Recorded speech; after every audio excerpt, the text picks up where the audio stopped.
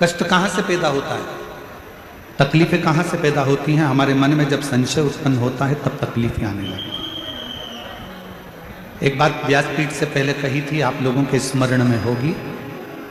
पैर में अगर दर्द हो ना, घुटने में अगर दर्द हो, तो कभी ये मत सोचना कि मेरे घुटने में ना जाने क्या हो गया, मेरे को घुटना बदलना पड़ेगा, मेरे को घुटना बदलना पड़ेगा, मेरे को घुटना बदलना पड़ेगा, मेरे पाँव में ना जाने क्या हो गया, मेरा घुटना बदलना पड़ेगा। बार बार घुटना बदलने की बात अगर तुम्हारे विचार में आएगी तो तुम्हारा घुटना जरूर बदलेगा। मुख में छाला हो गया, मुंह में छाला हो गया, 1 महीने तक नहीं मिटा, 2 महीने नहीं मिटा, 3 महीने नहीं मिटा, 4 महीने नहीं मिटा, तुमने विचार करना छोड़ चालू कर दिया, मैंने सबकी दवाई ले ली, मेरे मुंह का छाला ही नहीं जा रहा, छाला ही नहीं जा रहा, कहीं मुझे बड़ी बीमारी तो नहीं हो जाएगी, कहीं मुझे बड़ी बीमारी तो नहीं हो जाएगी, कहीं मुझे कोई रोग तो नहीं हो जाएगा। मालूम पड़े वो रोग घेर लेगा।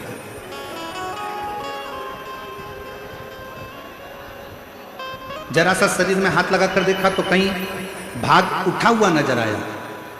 जैसे ही उठा हुआ नजर आया तो मन में आया कि मुझे कहीं गांठ तो नहीं हो गई, मुझे कहीं गांठ तो नहीं हो गई, मुझे कहीं गांठ तो नहीं हो गई, गठान तो नहीं हो गई। और वो याद करते करते आखिरी में शरीर में वो गांठ हो जाती। ये कैसे होता है?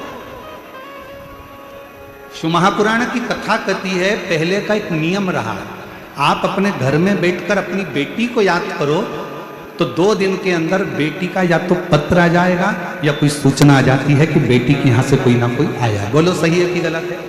तुमने जिसको याद किया है, तुमने जिसका स्मरण किया है, वो तुम्हारे सामने जरूर आता है। इसलिए शिव पुराण की कथा कहती है, अगर शरीर में थोड़ा बहुत रोग आ जाए, 1-2 महीने चल रहा है, कभी ये मत सोचना कि मुझे कोई बड़ी बीमारी होने वाली है, बड़ी बीमारी होने वाली है, बड़ी बीमारी होने वाली है। हमेशा ये सोचना थोड़ा बहुत है, अच्छी हो जाऊंगी मैं तो शंकर जी पे 1 लोटा जल चढ़ाऊंगी और पक्का है मैं ठीक हो जाऊंगी, डॉक्टर को दिखा के आऊंगी, गोली खाऊंगी, कुंदकेश्वर महादेव का नाम लूंगी, अच्छी हो जाऊंगी। जब तुम अंदर से ये विश्वास बना लोगे कि मुझे कोई बीमारी हो ही नहीं सकती है, तो बड़ी से बड़ी बीमारी अगर हो भी रही होगी तो बीमारी भी सोचेगी किसके शरीर में आ रही हूं, इससे तो मैं निकल के बाहर चली जाऊं तो अच्छा है, ये झेलने वाली है।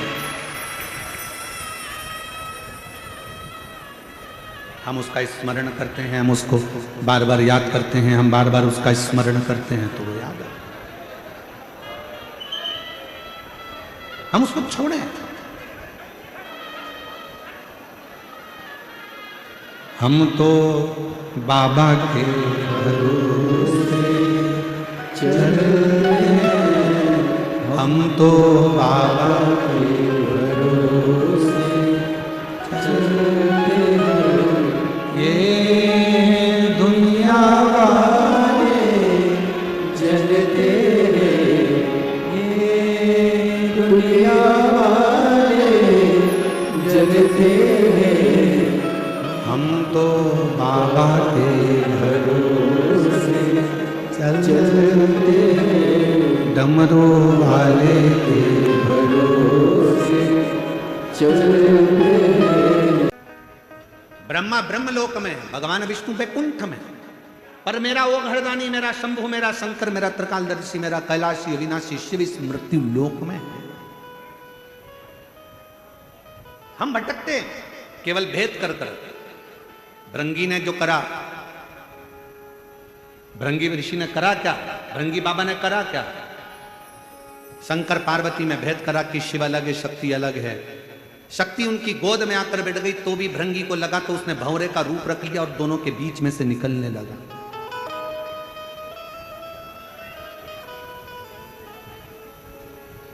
शिव और शक्ति में भेद करने लगे और दोनों के मध्य में से भंवरा बनकर निकलने लगे। तब मां पार्वती जी को जो क्रोध आया, मां जगत जननी पार्वती जी ने कहा, रे भृंगी, तूने मुझ में और शिव में भेद कर लिया।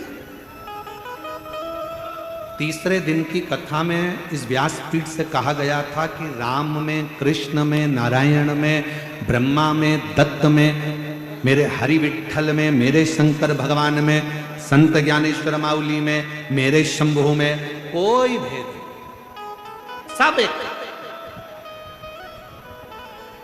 गुलाब जामुन खाओगे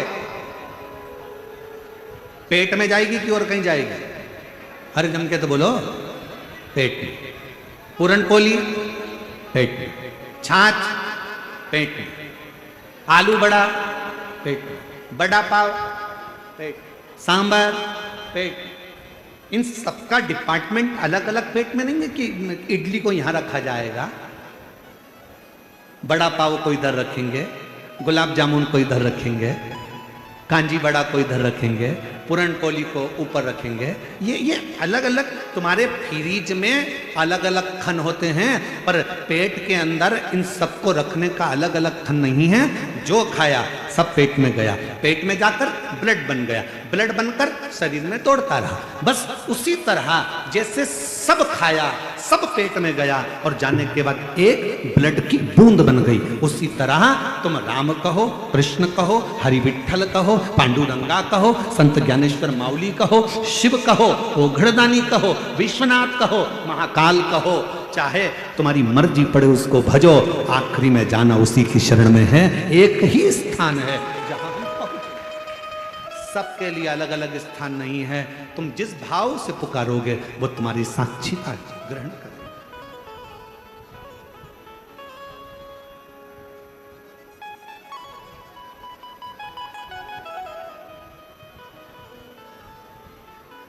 तुम जिस भाव से उसको पुकारो वो मानो।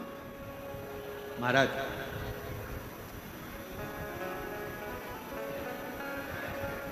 मेरे ओघड़दानी, मेरे शंभु, मेरे शंकर अपने जीव का कल्याण करने के लिए ये भी नहीं देखते कि मेरे पास में देने के लिए कुछ है कि नहीं।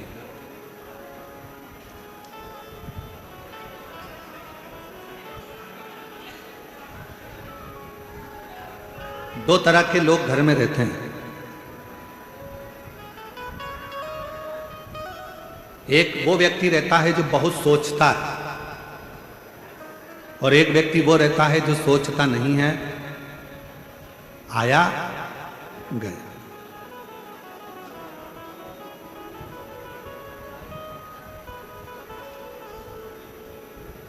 मस्त जिंदगी जी रहा, और दोनों की शादी होगी, दोनों की पत्नी है।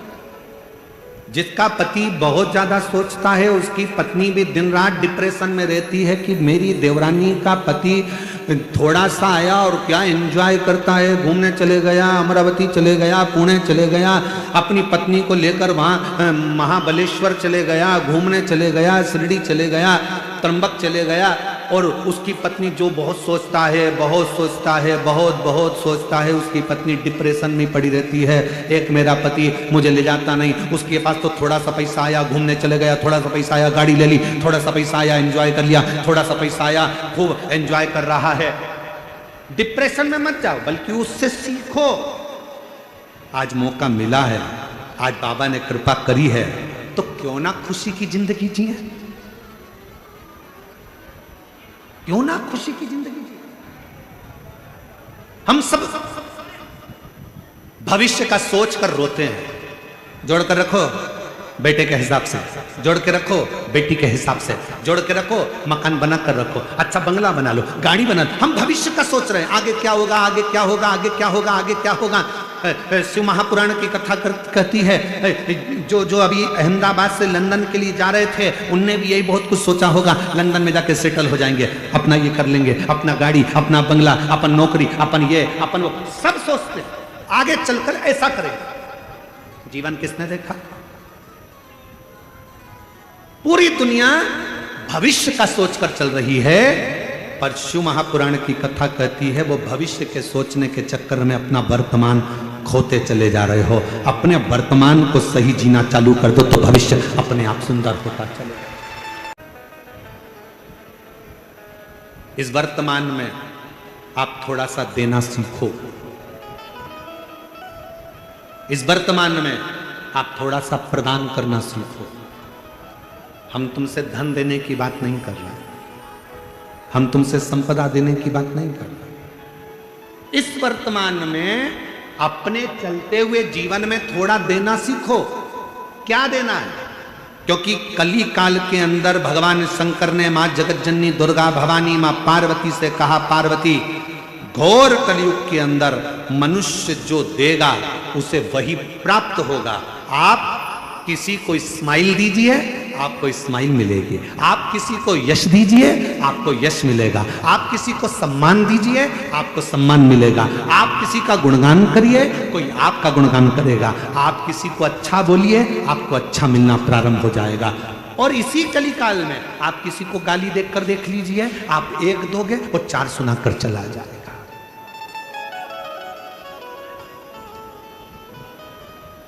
हमारा वर्तमान हमारे हाथ में है।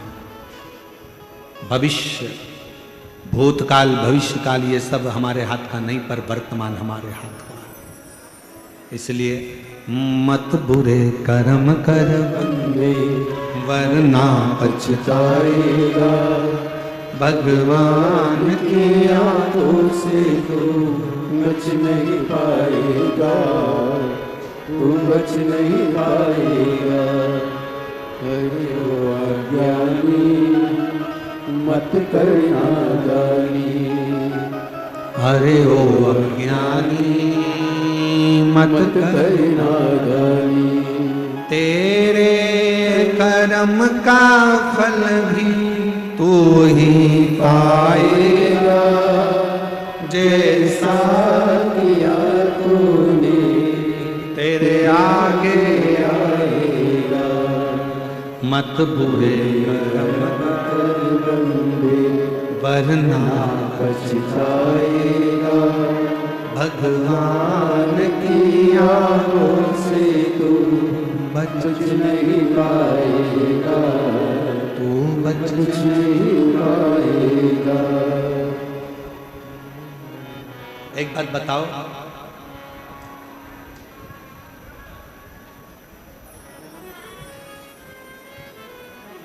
बच्चे को मेला कब तक अच्छा लगता है?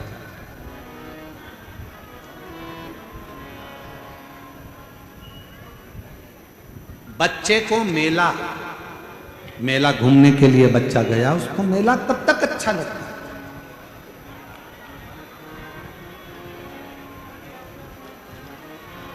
जम के तो बोलो, वो चाकरवाड़ी वाली। बच्चे को मेला तब तक अच्छा लगता है जब तक बच्चा अपने माता पिता, परिवार, भाई बंधु, किसी रिश्तेदार का हाथ पकड़ा रहता है, तब तक बच्चे को मेला अच्छा लगता है। बच्चे का हाथ छूट गया, परिवार के लोग कहीं चले गए, तो बच्चे को मेला अच्छा लगेगा क्या? जम के तो बोलो। कब तक मेला अच्छा लग रहा है? जब तक वो अपनों का हाथ पकड़कर रखा है। अपनों का हाथ पकड़कर रखा तब तक उसको मेला अच्छा लग रहा है। अपनों का हाथ छूट गया, बच्चे को मेले में कुछ भी अच्छा नहीं लगेगा। कोई कहेगा बिस्कुट खा ले बेटा, कहाँ से आया है, क्यों रो रहा है? मेरे अपने खो गए, ले बिस्कुट खा। बिस्कुट नहीं खाएगा। पानी पी, पानी नहीं पिएगा। मैं तुझे झूले में झुला दूं, झूला भी अच्छा नहीं लगेगा। मैं तुझे कुछ खिला दूं, खाना भी अच्छा नहीं लगेगा। मैं तुझे गुनगुना दिला दूं, नहीं, मुझे मेरे मम्मी पापा चाहिए। बच्चे को मेला तब तक अच्छा लगता है जब तक बच्चा अपनों का हाथ पकड़ कर रखता है, तो उसको मेला अच्छा लगता है। हाथ छूटा, मेला अच्छा नहीं लगेगा। उसी तरह ये पूरा संसार मेला है। आप जब तक शंकर का हाथ पकड़ कर रखे हो, तब तक संसार अच्छा लगेगा। जिस दिन संसार में भगवान शिव का हाथ छूटा, उसके बाद कुछ अच्छा नहीं लगेगा।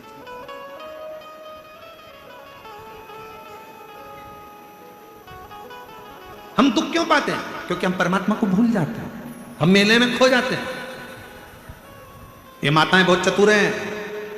ये जितनी बैठी हुई है ना ये कथा में, और जितनी आस्था चैनल पर कथा सुन रही हैं, जितनी फेसबुक यूट्यूब पर कथा सुन रही हैं, ये जितनी मेरी जीजियां बैठी हैं, ये मेरी सारी बहनें बहुत चतुर हैं। छोटा सा बच्चा रहता है ना, जब तक वो खेलना नहीं जानता तब तक ही उसको गोदी में रखती हैं, लगा कर लगती हैं, हृदय से लगती हैं, और जैसे ही उसके हाथ में कुछ ना कुछ पकड़ा देती हैं, जब वो धीरे से झुनझुना पकड़ लेता है, खेलना चालू कर देता है, तो ये धीरे से गोदी में से नीचे सुला देती है और अपने काम में लग जाती है।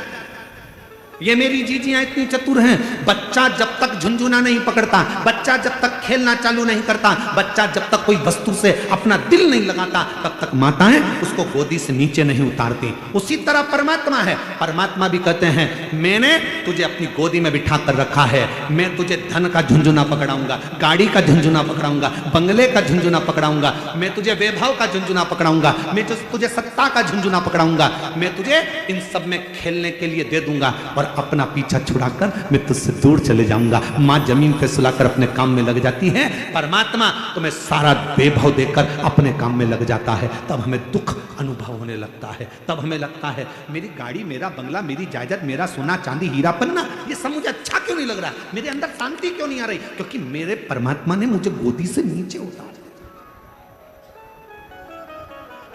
मुझे मेरे भगवान ने अपनी गोदी से नीचे उतार। मुझे जब भी जन्म मिलेगा सेवा करेगी, कहते तुमसे बाबा शरण पड़ेगी, देना साथ हमारा बाबा बन कर के तुम साथी, अजब है भोला दरबार तुम्हारा, दरबार। आप उस पे पूर्ण विश्वास के साथ आप उसकी गोदी में बैठे हो, जब तक उसकी शरणागति में हो, गोदी में हो, तब तक दुख नहीं है। एक विश्वास और एक अंधविश्वास। भरोसा रखो उस पर, मना नहीं, पर कहीं उस भरोसे में हम एक पथ पर ना चले, हमें दोनों पथ पर चलना, दोनों पथ, और पूर्ण विश्वास के साथ चलना। आपको मालूम होगा कि भगवान देवाधिदेव महादेव के पास में पहले नंदी नहीं था।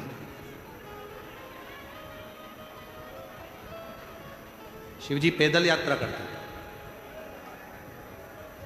भगवान शंकर पैदल चलते थे। जब एक बार धर्मराज ने देखा, स्वयं यमराज ने, धर्मराज ने देखा कि मेरे भोले बाबा पैदल जा रहे हैं, तो धर्मराज के मन में विचार आया,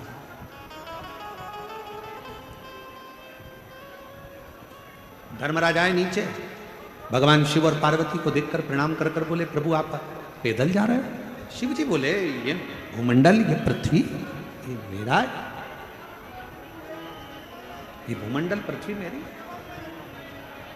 क्या दिक्कत है पैदल चलने, उसमें क्या विचार करना पैदल के लिए चलना, चलो।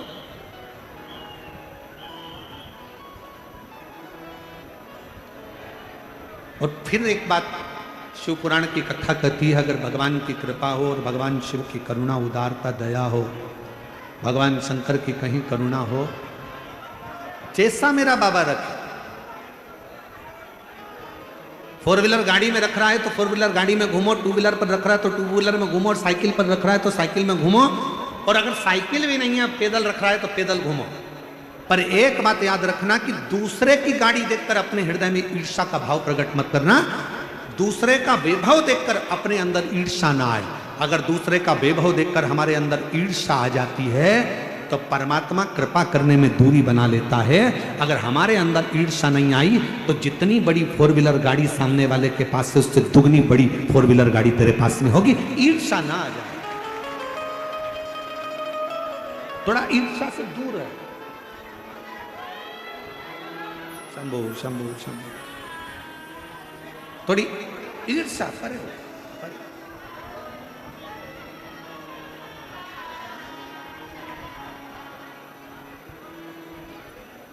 शिव कथा कर, भगवान शंकर का चरित्र, शिव महापुराण की कथा कर रही है, भगवान शिव का चरित्र, शंभो शंभो शंभो, शिव चरित्र कर, भगवान शंकर का पवित्र चरित्र वर्णन कर। धर्मराज को लगा, धर्मराज के चित्तवृत्ति में बैठा, मेरे भोले बाबा, मेरे शंकर भगवान, मेरे ओगरदानी, मेरे शिव, मेरे त्रिकालदर्शी कैलाशी अविनाशी शंकर पैदल जा रहे, पैदल।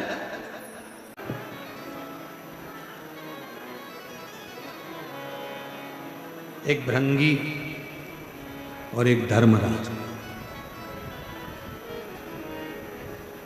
भृंगी ने भेद कर दिया था शंकर और पार्वती में, तो पार्वती जी ने भृंगी को श्राप दे दिया था, तुम्हारे शरीर में जितना मांस है ये सब समाप्त हो जाओ, केवल हड्डियों का ढांचा भृंगी रहे।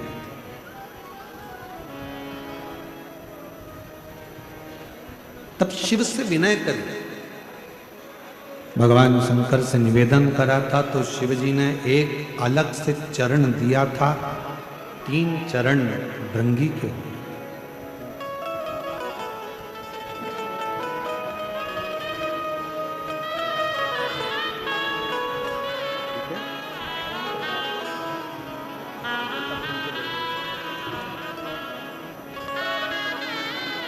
भैया कैंसर हो गया था मुंह का, और डॉक्टर ने पूरे शरीर का फैल चुका था, पर विश्वास करा और शिव की कृपा से पूर्ण तरह से स्वस्थ होकर पधारे। एक बार जोरदार ताली बजाकर स्वागत। शिव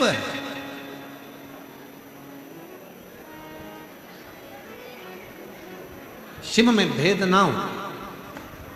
स्वयं धर्मराज को ये लगा कि सारे देवताओं के पास में रथ है, सिंहासन है, सारे देवताओं के पास में वाहन है, शिव जी के पास कुछ भी। अब कौन समझाए कि शंकर भगवान को इन वाहनों की जरूरत नहीं है।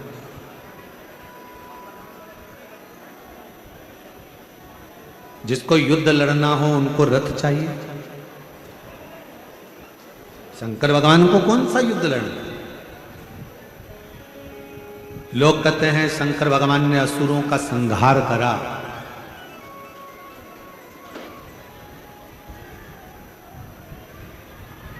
शिव महापुराण की कथा कहती है मेरे शंकर भगवान ने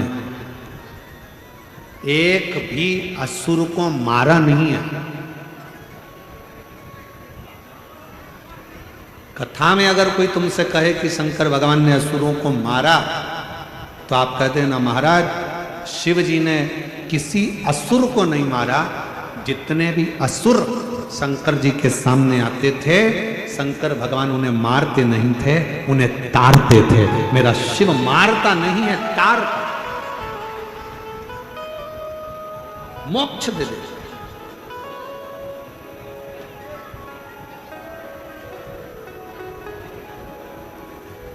धर्मराज ने कहा कि आपको मैं रथ दे देता हूं, आपको कोई वाहन दे देता हूं, आप रथ में वाहन में आप विराजमान हो और रथ वाहन में विराजमान होकर यात्रा करो। शिव जी ने नहीं, मुझे जरूरत नहीं है, मुझे नहीं चाहिए।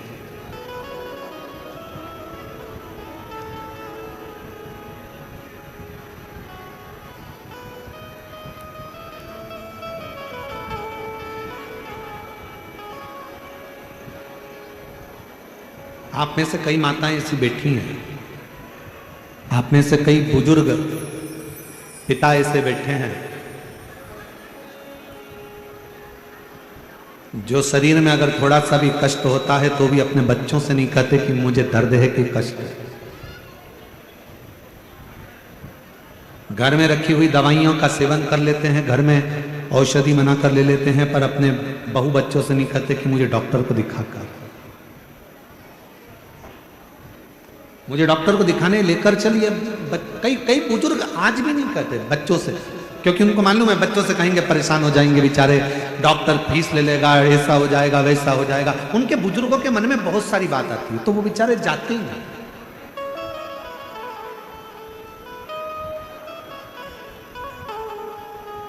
और मेरे वो घरदानी, मेरे शंकर भगवान, मेरे त्रिकालदर्शी कैलाशी अविनाशी, मेरे शिव भी ऐसे ही है। उनको चाहिए नहीं, क्या करूंगा इन वाहनों का, क्या करूंगा इन गाड़ियों का, क्या करूंगा इन बहुत सारे वाहनों का, नहीं चाहिए। आप ले जाओ, मुझे रथ भी नहीं चाहिए। धर्मराज को लगा कि भगवान शंकर के पास तो होना चाहिए, तो धर्मराज थोड़ा सा नाराज भी हुए कि मैं देने वाला, मैं दे रहा हूँ और आप लेने को तैयार नहीं हो। तो धर्मराज को क्रोध आया और धर्मराज सीधे ब्रह्मा जी के पास पहुंच गए। ब्रह्मा जी ने पूछा, धर्मराज तुम यहाँ कैसे आए हो? क्या हो गया आज आपको, कैसे आना हुआ ये? धर्मराज जी कहने लगे, पिताजी ब्रह्मदेव, मन में एक बात है, मैं भगवान शंकर को वाहन देना चाहता हूं पर वो लेने को तैयार है। भगवान नारायण के पास वाहन है, ब्रह्मा जी आपके पास वाहन है, इंद्र के पास है, सारे देवताओं के पास, किसी के पास रथ है, किसी के पास वाहन है, किसी के पास कुछ है, किसी के पास कुछ है, पर यहां शंकर जी के पास कुछ भी नहीं। मैं देना चाहता। ब्रह्मा जी बोले, इस मामले में मैं नहीं बोल सकता। भगवान विष्णु के पास पहुंच गए, भगवान नारायण भी कुछ नहीं बोले, इंद्र के पास चले गए, इंद्र भी कुछ नहीं बोले। तब धर्मराज को लगा कि इनकी रुचि नहीं है।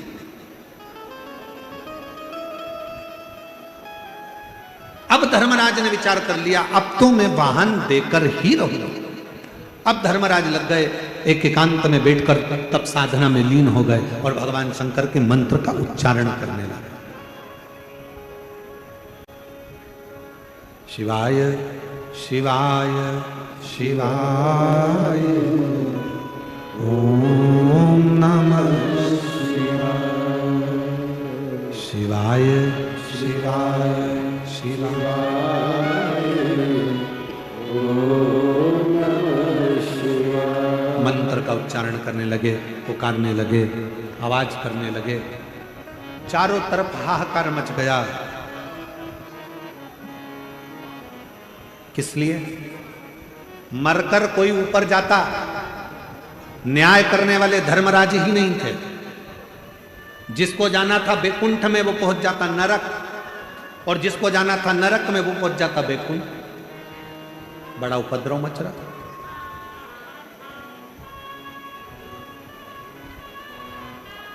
क्या करा जाए?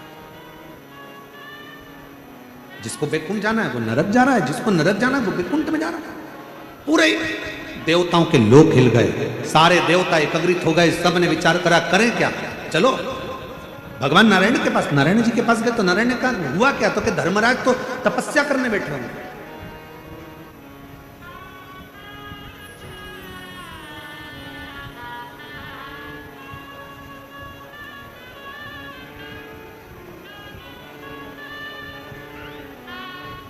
अब नारायण ने कहा, अगर धर्मराज तपस्या करने बैठे हैं तो फिर होगा क्या?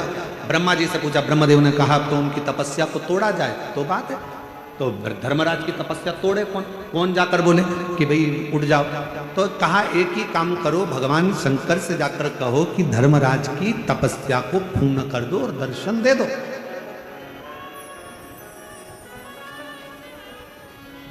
शिव महापुराण का रुद्रखंड कहता है, अगर कोई व्यक्ति सोमवार का व्रत करता है, पशुपति व्रत करता है, प्रदोष का व्रत करता है, शिवरात्रि का व्रत करता है, सोमवार की अष्टमी का व्रत करता है, या भगवान शंकर का कोई भी व्रत जब कोई मनुष्य करता है तो देवताओं के मन में भी खलबली उत्पन्न होने लगती है कि इसका व्रत जल्दी पूर्ण हो जाए तो अच्छा है, नहीं तो शंकर भगवान अगर पहुंच गए तो शिवजी से ये जो मांगेगा शंकर को वो देना ही पड़ेगा, भले इसके ललाट पर उल्टा ले, भले इसके ललाट पर उल्टा ले। जब एक व्रत करने वाला पशुपति व्रत करता,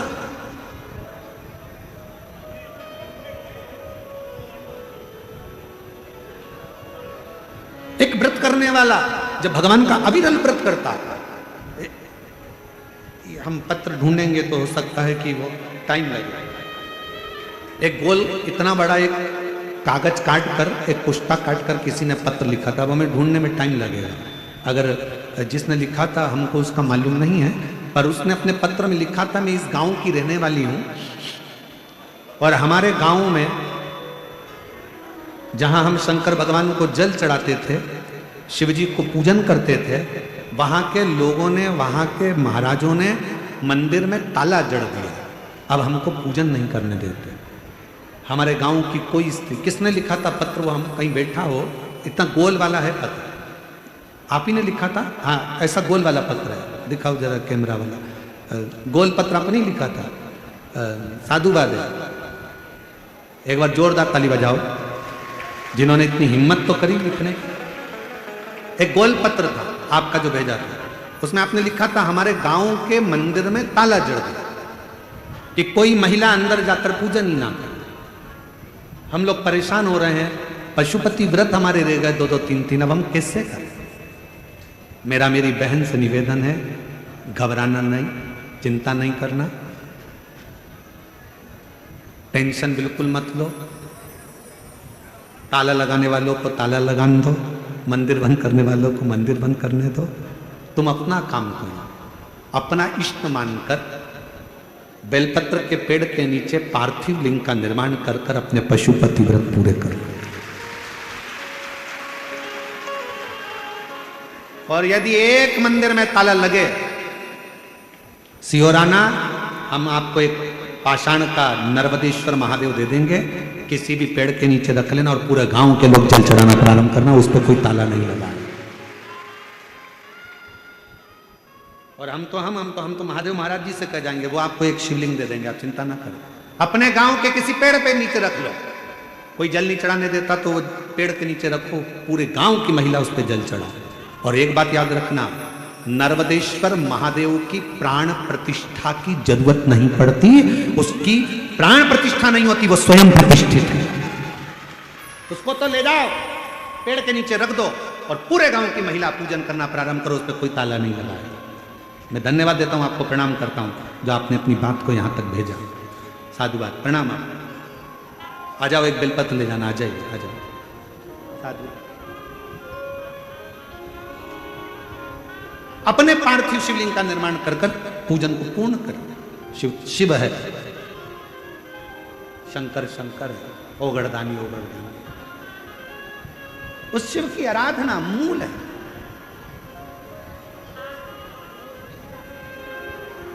हमको तो एक बात समझ में नहीं आती, पहले के समय महादेव जी महाराज जी, हमें एक बात आज तक समझ में नहीं आती, पहले शंकर जी के मंदिर में कोई नहीं जाता था महाराज जी। हम क्या कहें, जीव जंतु बैठे रहते थे। सावन में लोग जाते थे, शिवरात्रि पर जाते थे। अब माताओं का भाव शंकर के प्रति हुआ है, बच्चों का भाव शिव जी के प्रति हुआ है, तो लोगों को क्यों तकलीफ हो रही है कि मंदिरों के अंदर जाना बंद करवा देते हैं, जल चढ़ाना बंद करवा देते हैं, शिव की आराधना करना बंद करा देते हैं। और बाद में जिसने भी ताला जड़ा होता है, हालांकि बाद में वो क्षमा मांगता है शंकर जी से। कड़प की कथा कहती है, कड़प की कथा, शिव महापुराण के अंतर्गत एक भक्त की कथा आती है कि वो जंगल में रहने वाला कड़प, वो शंकर को जानता नहीं था, वो तो भील था, वो पूछता नहीं था। एक बार उसने शंकर के शिवालय को जाना, किसी के मुख से सुन लिया शिव जी पे जल चढ़ाना चाहिए, पत्तियां चढ़ाना चाहिए, भोग लगाना चाहिए। बर्तन नहीं था, मुंह में पानी भर कर गया, पेड़ों की पत्तियां तोड़ ली, जीव को मार मांस इकट्ठा कर कर शिव के मंदिर में पहुंच गया। जूते पहना था, पांव से कचरा साफ करा, शंकर के मंदिर का झाड़ू पोछा जूते से कर, मुंह का पानी शिव पर, पत्तियां फेंकी शिव पर, मांस पड़ा था वही रख दिया। वही पंडित जी आए, उन्होंने देखा ना जाने कौन इस मंदिर में मांस पटक कर चले गया, झाड़ू लगाया, पोछा लगाया, सब करा। दूसरे दिन फिर वही हुआ, तीसरे दिन फिर वही हुआ, चौथे दिन फिर वही हुआ। पंडित जी एक लोहे का पिंजरा बनवा के लिया, शिवलिंग के ऊपर ताला जड़ दिया। शंकर शंकर, जिस पंडित को कभी दर्शन नहीं दिया, उस कड़प के लिए शंकर भगवान ने एक लोहे की तान टूट गई, शिवलिंग पर टच हो गई, रक्त निकलने लगा। कड़प को लगा मेरे भोलेनाथ की आंख फूट गई, उसने अपनी आंख को निकाला त्रिशूल से, शंकर को लगा दिया। जो बंद पिंजरे में शिव था वो प्रकट हो गया सामने। कितने ताले लगाओगे मेरे शंकर को? मेरे शंकर के मंदिर में तो दरवाजे होते ही नहीं थे।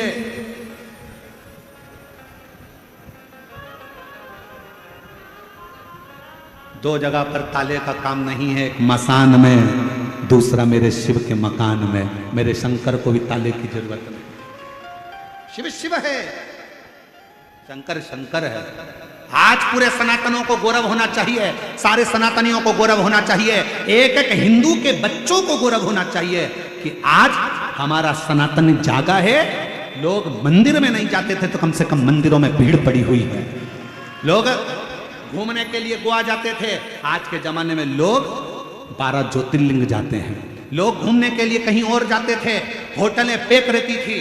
आज भगवान शंकर के मंदिरों में, शिवालयों में, देवालयों में शिव के द्वार भरे पड़े हुए हैं, लाइनें लग रही हैं, लाइन से लोग दर्शन कर रहे हैं। ये सनातन का गौरव शिव महापुराण ने